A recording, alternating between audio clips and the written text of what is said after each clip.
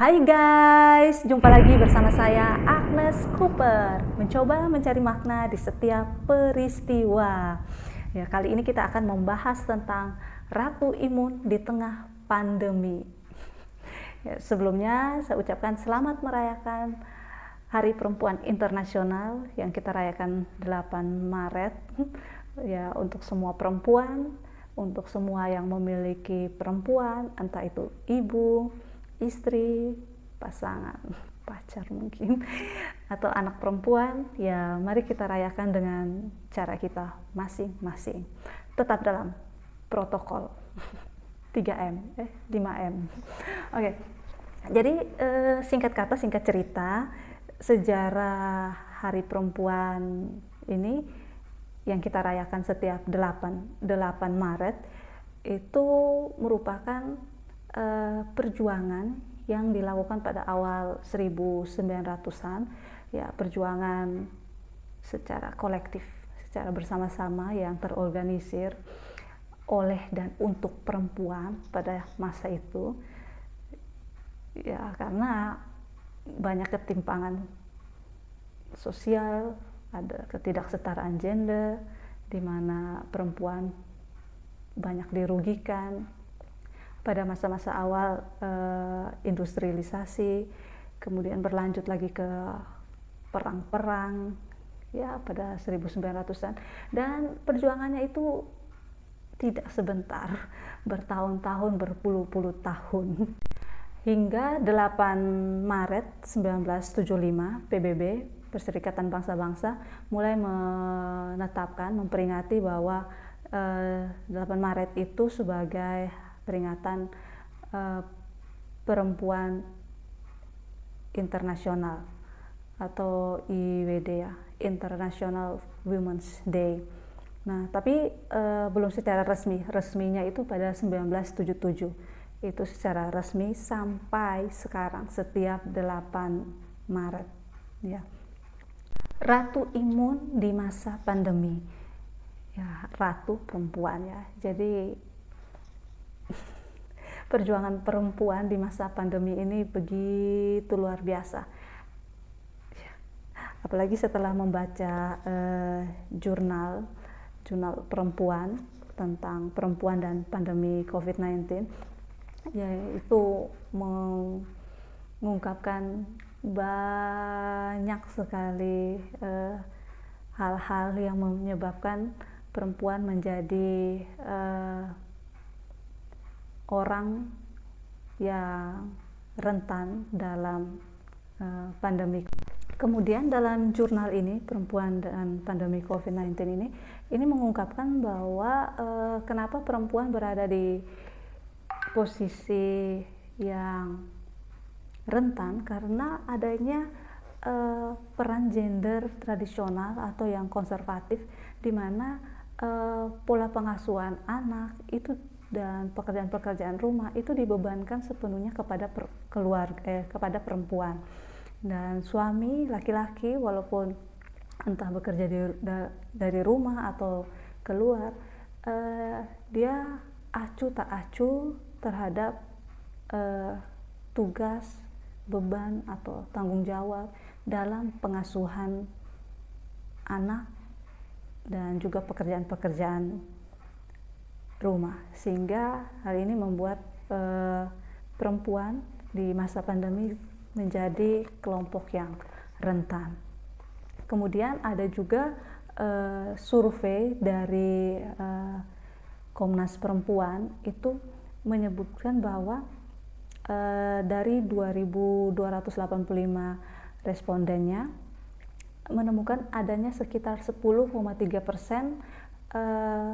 responden yang mengakui, yang menyatakan bahwa kehidupan keluarga, kehidupan dengan pasangannya menjadi tegang, menjadi rentan, dan ya mudah terjadi kekerasan fisik dan psikis.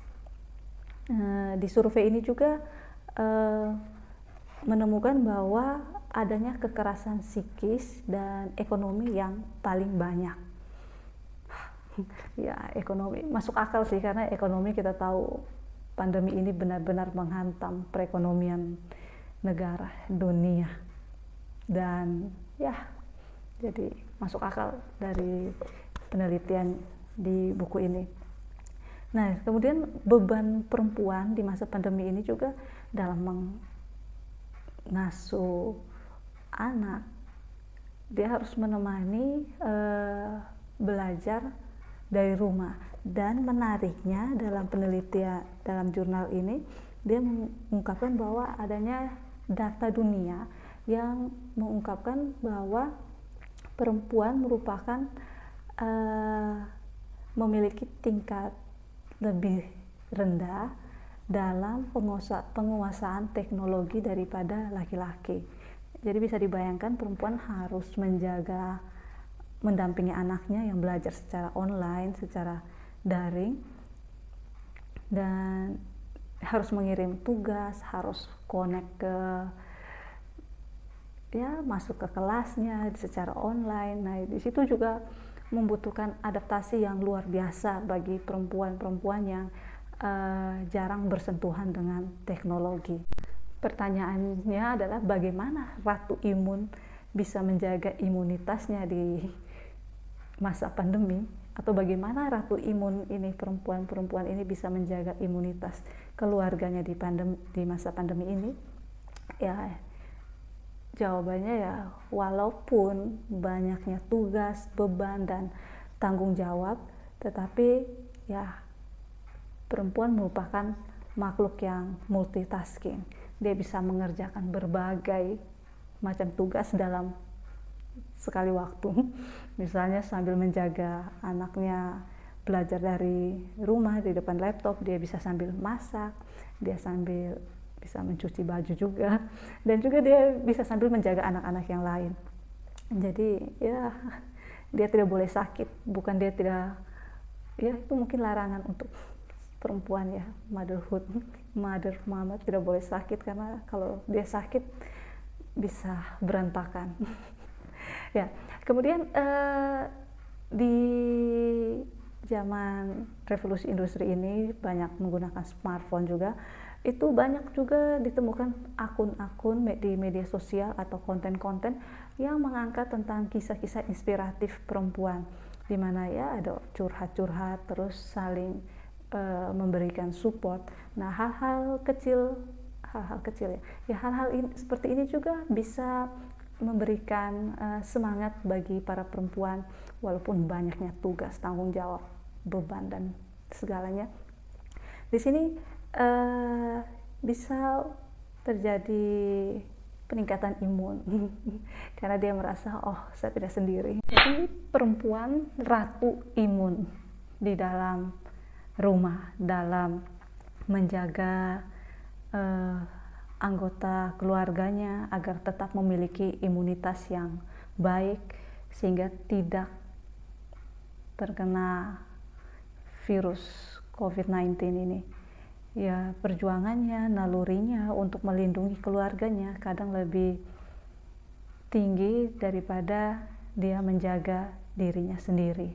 So, jangan sakiti ratu imunmu, jangan sakiti dirimu untuk yang perempuan, dan jangan biarkan perempuan tersakiti atau menyakiti mereka. Kalau kita tidak bisa membantu, ya paling tidak usah menyakiti dengan judgement, dengan ya perilaku-perilaku yang tidak mengenakan. Karena kita tidak tahu sepatu seperti apa yang dipakai oleh perempuan dalam menjalani hari-harinya. Artinya ya tidak usah banyak berkomentar karena kita tidak tahu sebenarnya apa yang terjadi pada dirinya. Ya. Jadi jaga imunmu, jaga perempuanmu, dan selamat merayakan Hari Perempuan Internasional. Salam dan God bless.